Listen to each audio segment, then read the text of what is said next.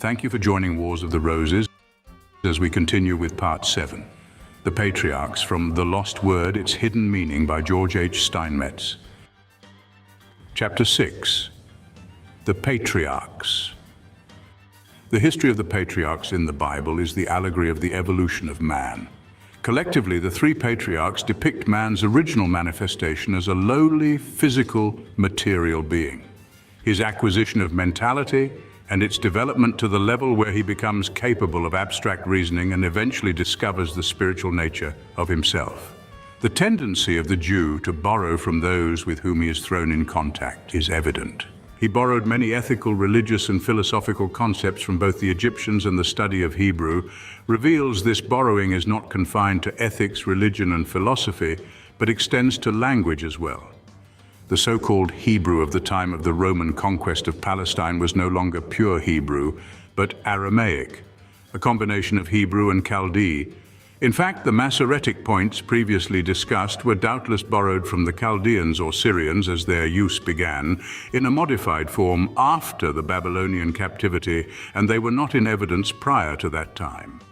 Pure or ancient Hebrew antedates the Babylonian captivity, and on the evidence of the borrowing recited above, it is not illogical to assume that even ancient Hebrew borrowed much from the Egyptian tongue.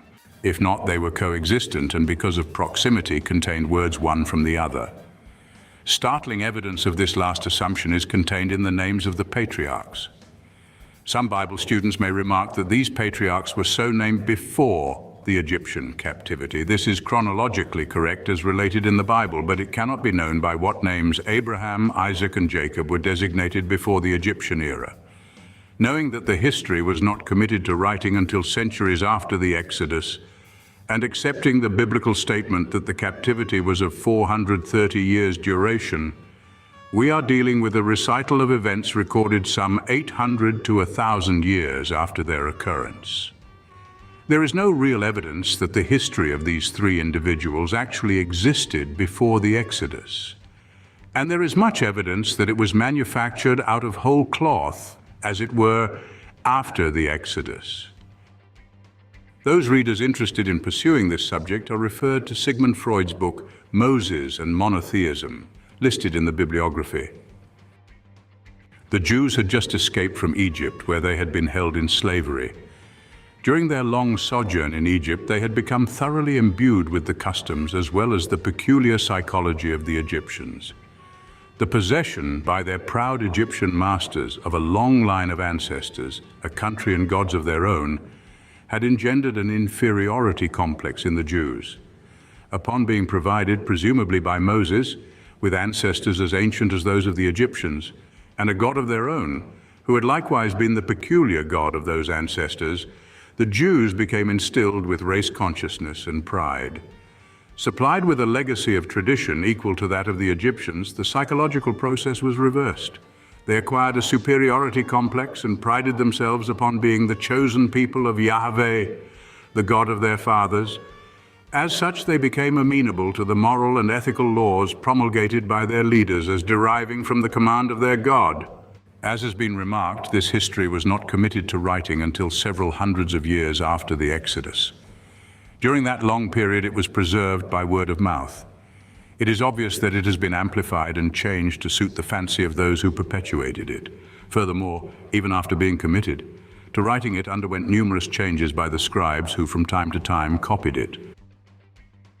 In the course of time, the need of writing them down came to be felt, and certain groups of stories were thus preserved. It was inevitable that by the time we come to literate records, the tales should have been more or less modified in the long oral process of tradition.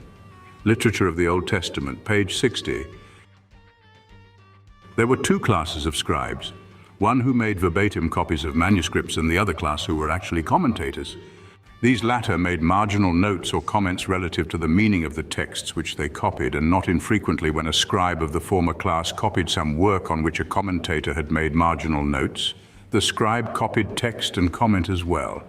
Under the circumstances, it was difficult at a later date to distinguish the comments from the original text, and this practice is doubtless responsible for many obvious errors.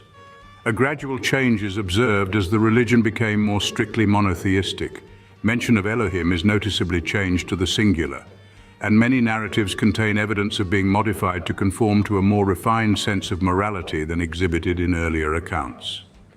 Many Bible critics call attention to the further fact that books of the Old Testament are not of equal antiquity, nor is the chronological order of their appearance in the Bible any criterion.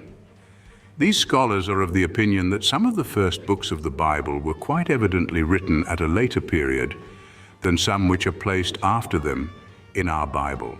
Further, the Hebrew Bible does not use the same consecutive order as the most popular English translation, the King James Version. Therefore, position in the Bible cannot be considered a criterion of relative age of the books.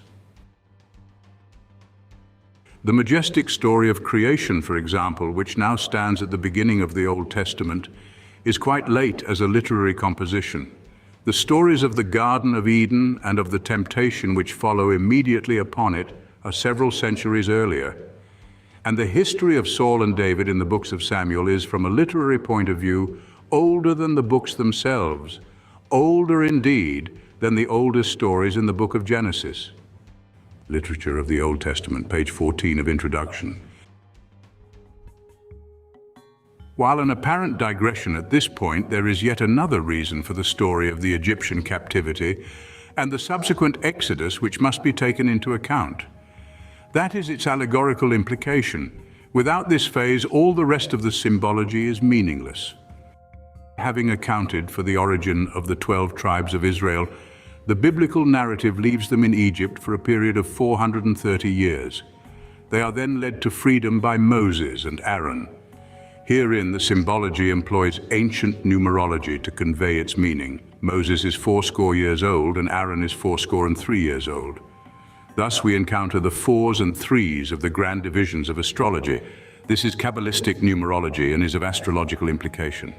The Kabbalist states, 10 is the most perfect number because it includes unity which created everything, and 0, symbol of matter and chaos, whence everything emerged. By disregarding the 0, the 1 remains unchanged. If this procedure is adopted in connection with the 430 years of the Egyptian captivity, there remains 43 or 4 and 3. Here is the complete sevenfold man with his 4 material and 3 spiritual bodies. He has been a captive in Egypt and is now delivered from that captivity by Moses, the 4 of materiality, including the psychical, and Aaron, the 4 and 3, the material and psychical with the spiritual added.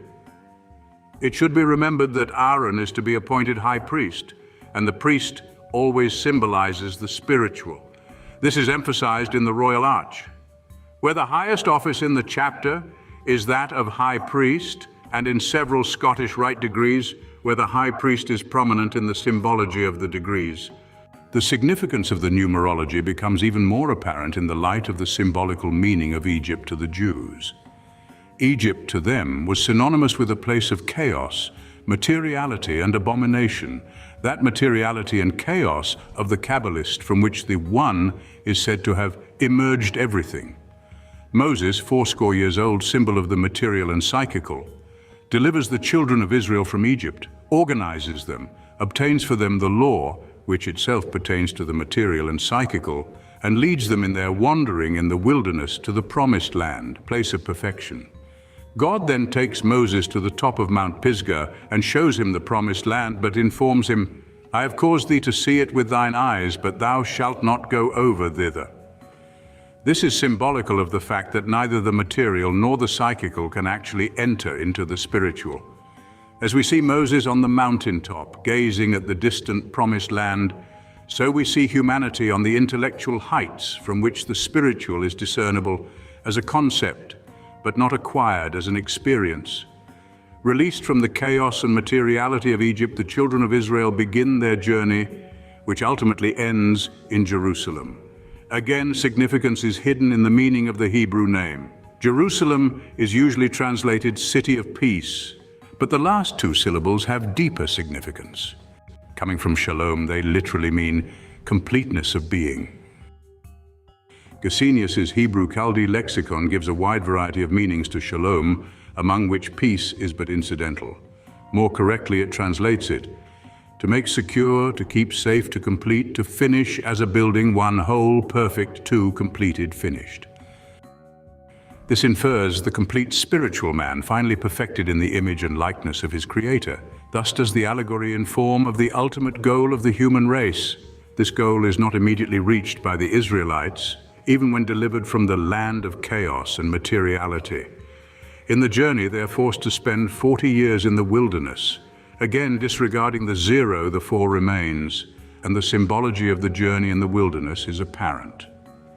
It is the journey through materiality, a journey the entire race must experience in order to reach Jerusalem, completeness of being. During the sojourn in the wilderness, the organization is perfected, the camp arranged, and the various tribes assigned to their respective positions. As the children of Israel here depict all humanity, so do they symbolize the necessity of all humanity to make those material preparations for the spiritual, the very necessity for which caused man to be manifested in material bodies in the first place. The tabernacle and the Ark of the Covenant are constructed, and God gives Moses the law for the government of the people. The symbology continues in its consistency. An ark has always been the symbol for the carrying over of the life urge from one dispensation to another. The Ark of Noah is emblematic of the carrying over of Noah and his family from the antediluvian era to the new dispensation. The Ark of the Covenant is but the same symbology, depicting the carrying over from the old materialistic dispensation when the bull was worshipped to the new Aryan age wherein the lamb is worshipped and an entirely new concept of deity is acquired. Reverting to the evidence of Egyptian origin in the names of the patriarchs, in Abraham is the syllable Ra, which is the name of the Egyptian sun god. The etymologist may say pure coincidence. If so, he must be prepared to account for numerous other coincidences, which may prove more difficult of explanation. Thus Abraham is translated father of a multitude, but his name, according to the Bible, had previously been thus Abram, meaning father of elevation. It is indeed a curious coincidence that Ra was personified by the sun, which to the observer is elevated. To the Egyptian, therefore, Ram was the elevated father, that is, father of elevation. Pursuing the coincidence further, Ra is the first, the source of all material life, that from which all things material spring. A study of the biblical account of Abraham reveals him to be the human counterpart of the attributes the Egyptians credited to Ra. Abraham, in fact, is the symbol of the material, physical man and the masculine element in nature. He coincides with the Entered Apprentice in the symbology of Freemasonry. He is the first of his line. He is the father, life-giver, to a multitude, the nation which is to spring from him. Though depicted as a worshipper of a spiritual God, that same God is quoted as informing Moses that Abraham did not know him by the attributes revealed by the name seen here, but simply as the Almighty. The narrative pointedly describes Abraham as definitely materialistic. He is pictured as a man of great material wealth. He is described as a great warrior. Emphasis is placed upon his material possessions, and most of the benefactions bestowed upon him by God are related to be in furtherance of his material well-being. Even the evidence of his covenant with God, his circumcision, is material. This latter is more borrowing from the Egyptians. If such an individual as Abraham ever lived, and if his name was actually Abraham, it is as good as certain that he was not circumcised. It is doubtful if these Semite tribes ever heard of the rite of circumcision before going to Egypt. And the Bible refers to other peoples whom the Jews encountered on their return to the promised land as uncircumcised. Moses gave the Jews not only a new religion, it is equally certain that he introduced the custom of circumcision. This has a decisive importance for our problem, and it has hardly ever been weighed. The biblical account, it is true, often contradicts it. On the one hand, it dates the custom back to the time of the Patriarchs, as a sign of the covenant concluded between God and Abraham. Moses and monotheism, page 36. Born in Egypt and bearing an Egyptian name, Moses enjoined his countrymen to adopt an enormously ancient Egyptian custom, the rite of circumcision, which in his day had been practiced among the Nile dwellers for at least 3,000 years and more.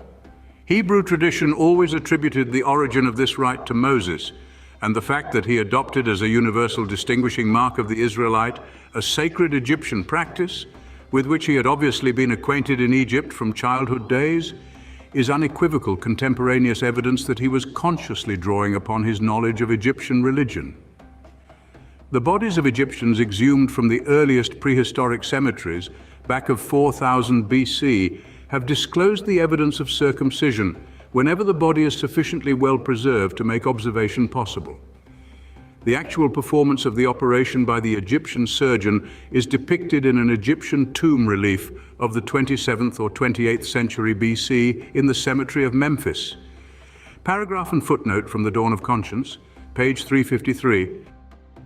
Had the biblical accounts stopped with the story of Abraham and failed to continue with the history of Isaac and Jacob, there would be no symbolical nor allegorical instruction beyond the material. Had the narrative concluded with Abraham, it would relate only of a creature with a vague comprehension of some almighty presence hovering over, as Rabbi Lisa describes the Patriarchs' conception of God. Such a creature would recognize but dimly a deity, capricious, exacting, jealous, vengeful, and devoid of the element of law. In Isaac's name appears the syllable is the first syllable of the name of the Egyptian goddess Isis. Is this continuing coincidence? Isis was symbolized by the earth and at times the moon because of the receptive nature of each of these bodies. Isis is the symbol of the receptive principle in nature, and both the earth and the moon furnish the proper analogy. The earth receives the fructifying rays of the sun and brings forth her fruits in due season to sustain all living things. The moon, having no light of itself, receives and reflects the light of the sun. Judge Troward says of Isaac, in his history the feminine element is equally predominant. His name is connected with the laughter of his mother, Genesis 28, and his marriage with Rebekah is the pivot round which all the events of his life center. And again, his acquiescence in his own sacrifice marks the predominance of the passive element in his character. To him there comes no change of name. He is neither leader, warrior, nor spiritual wrestler, but the calm, contemplative man who went out to meditate in the field at eventide. He is typical of the purely receptive attitude of mind, and therefore the syllable is as indicative of his nature as the masculine syllable Ra is of his father's. Reference is made by Troward to Genesis 28, wherein the name Isaac is rendered laughing. By those who so translate it, the explanation is proffered that at the time Sarah was informed by the messenger of God she should have a son, she laughed within herself, saying, "After I am waxed old, shall I have pleasure, my Lord being old also?" Genesis 28:12. According to Rabbi Lisa, onkelos renders it joy thus: God hath made me cause for laughing, that is, given me joy. Abraham depicts the physical. Isaac adds the mental, just as the evolving man began to add the use of mind to the brute force of his physical body in which he was incarnated. Isaac implies more than mere physical being. He meditates, he thinks. This is a manifestation of the psychical. Isaac is between Abraham, who has been demonstrated to be the symbol of the material, and Jacob, whom we shall discover is emblematical of the spiritual. Isaac is a physical man and therefore contains the horizontal, the level symbol of materiality in his makeup, but he goes a step further. He adds the perpendicular, the plumb. He is the psychical man. As such, he is between the physical and the spiritual. His domain is the middle chamber. He typifies the fellow craft. In the chapter on nomenclature, the biblical description of the birth of Jacob was quoted, and that description revealed the reason for his name. However, Jacob has another meaning. Jacob, that is, Yakub, is a name derived from the root yak, or one. This signifies the third stage of apprehension of the divine problem, which immediately precedes the final discovery of the great secret of the Trinity in unity of being. We realize the oneness of the universal divine principle, though we have not yet realized its threefold nature, both in ourselves and in the universal. It is also symbolical of the fact that Jacob, the one, represents in one individual the attributes of both his grandfather, Abraham, his father, Isaac. He combines the physical and psychical, the masculine and feminine elements, positive and the negative or receptive. But he is not yet complete. Here is the symbology of the third degree, but this is only the first section. The candidate Jacob has not yet demonstrated his worthiness to receive the word. Reading his life history, it is discovered that he too is told he must travel. His journey is to a distant land to which he flees to escape the wrath of his brother Esau. It develops that he has a rough and rugged road to travel, one beset with trials and difficulties. Arriving at his destination, the home of Laban, his maternal uncle, he meets Rachel. And Jacob loved Rachel, and said, "I will serve thee 7 years for Rachel, thy younger daughter." And Laban said, "It is better that I give her to thee than that I should give her to another man. Abide with me." The 7 years of his service are symbolic of the 7 creative cycles. They are likewise analogous to the 7 steps mounted by the candidate as a fellow craft. Upon completion of the 7 years of labor, Jacob expects to receive Rachel as his wife in accordance with his agreement with Laban. The latter deceives him, however, giving him his elder daughter, Leah, in marriage, as recounted in the well-known Bible tale. When Jacob remonstrates with his father-in-law because of this deception, Laban explains that it is not the custom of the country, that is not natural, to give a younger daughter in marriage before the elder. While Laban's action is far from ethical, it is logical, as is apparent when the symbology of these 2 sisters is fully understood. Leah, the elder sister, represents the material or physical. Rachel, the younger sister, typifies psychical or mental.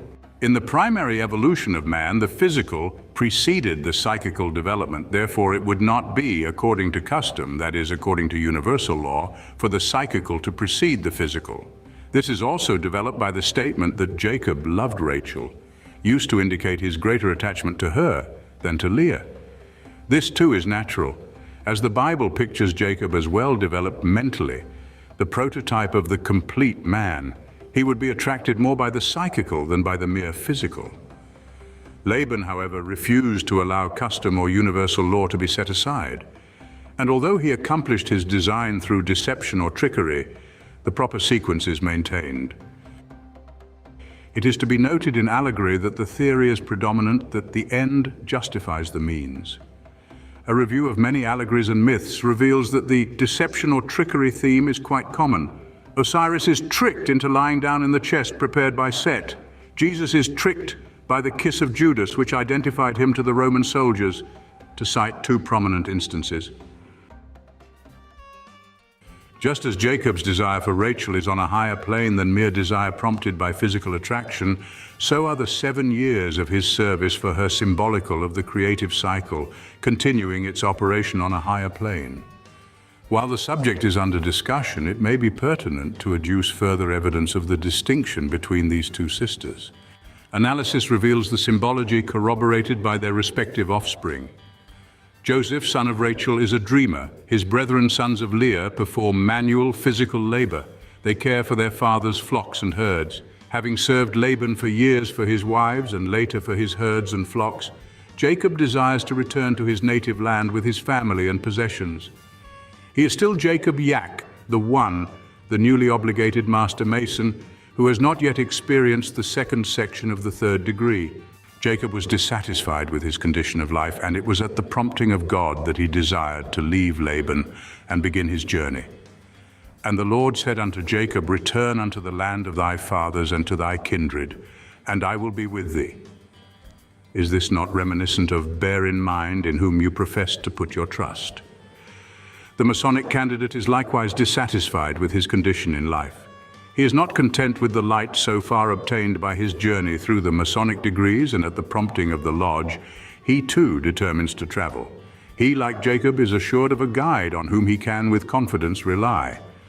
On his journey, Jacob is confronted with a stupendous idea, allegorically depicted as an angel, with whom he wrestled until the dawn breaketh.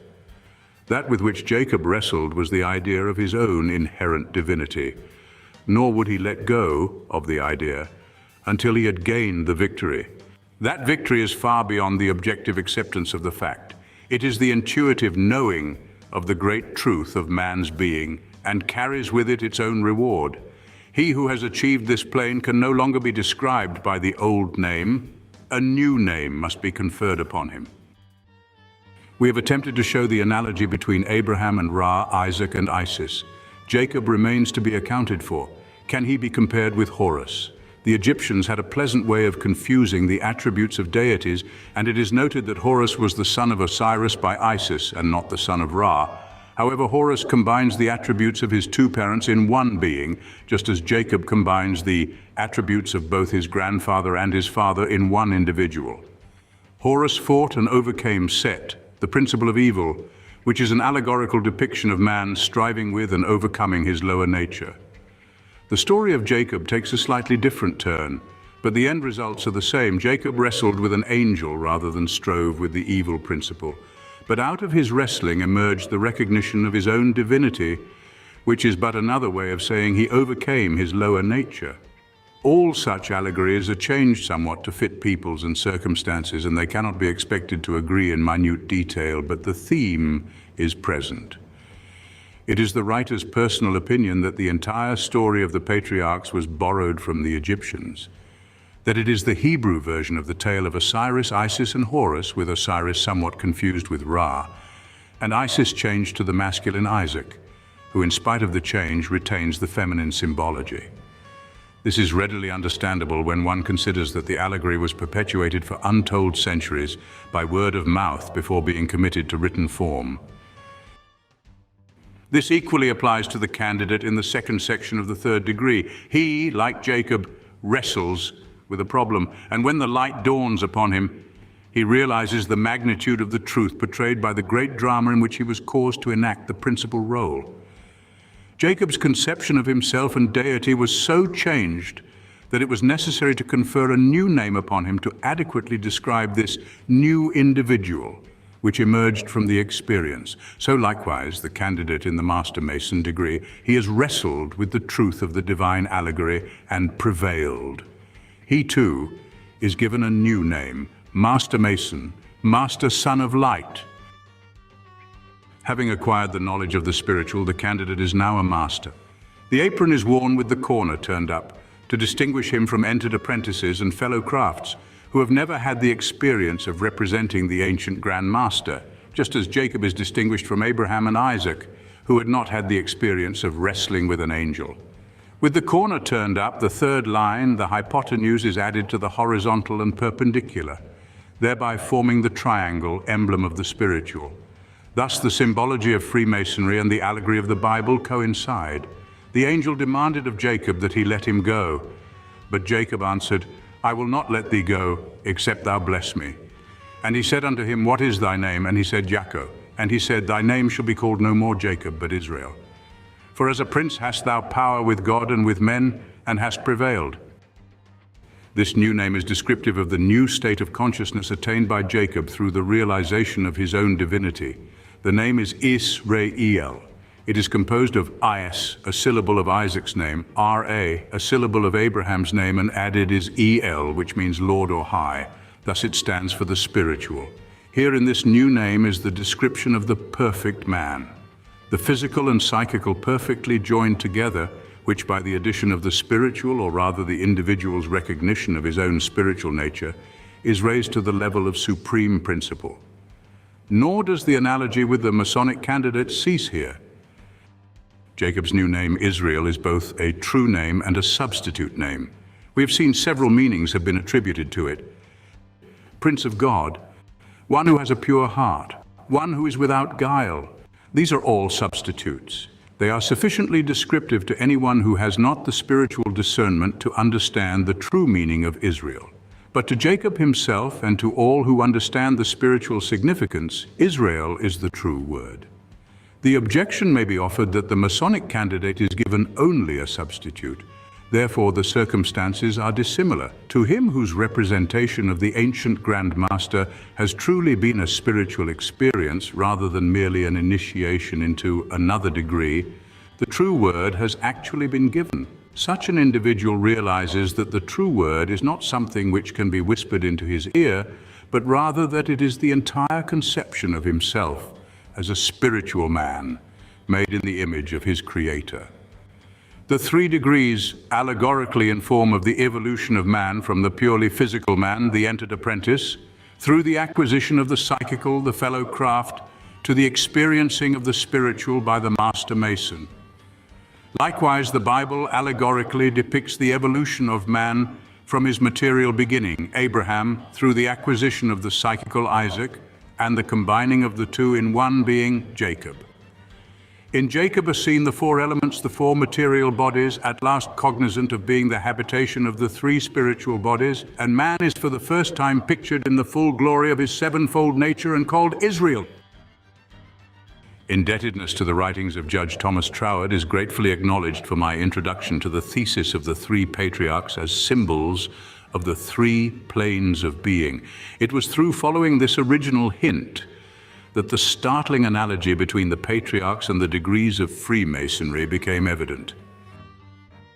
Thank you for watching, and please don't forget to share, like, subscribe, and comment, and if you can, please consider donating to Wars of the Roses. Links to PayPal and Patreon are in the description.